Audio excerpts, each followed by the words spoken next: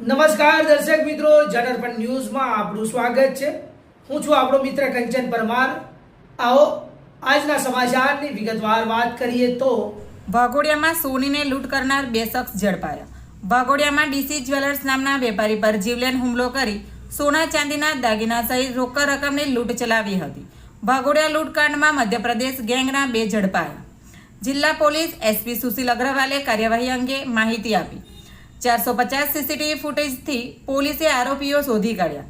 વડોદરા ગ્રામ્ય પોલીસે મધ્યપ્રદેશમાં સંયુક્ત ઓપરેશન પાર પાડ્યું હતું।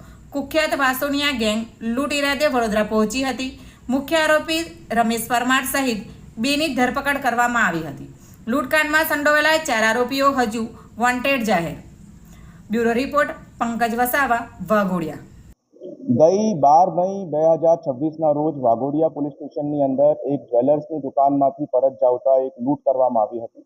તે અનુસંધાને વડોદરા ગ્રામ્ય પોલીસ દ્વારા આ આખી ગેંગનું પર્દાફાશ કરવામાં આવ્યું છે। મધ્યપ્રદેશની આ વાસુનિયા ગેંગ આ વખતે વડોદરા ગ્રામ્ય જિલ્લાની અંદર આ લૂંટ કરવાના ઈરાદાથી અહીંયા આવી હતી। 450થી વધારે સીસીટીવી ચેક કરાવીને અને ઠેક આ લોકોનું મૂવમેન્ટ મધ્યપ્રદેશ સુધી ટ્રેસ કરીને વડોદરા અને એમપીની પોલીસ દ્વારા એક જોઈન્ટ ઓપરેશન કરીને 2 આરોપીઓ રમેશ વિજયાભાઈ પરમાર અને રમેશ રામચંદ ઉર્ફે રંગી તાહેડની ધરપકડ કરવામાં આવી છે અને બીજા 4 આરોપીઓ વોન્ટેડ જાહેર કરવામાં આવ્યા છે।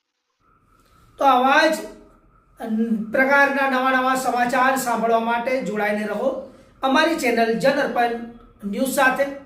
અમારી ચેનલને લાઈક કરો, શેર કરો, સબસ્ક્રાઈબ કરો, તેમજ આ વિડીયોને વધુમાં વધુ શેર કરો।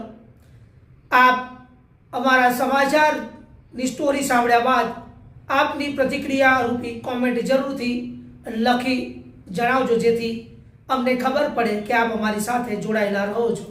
ધન્યવાદ, નમસ્કાર।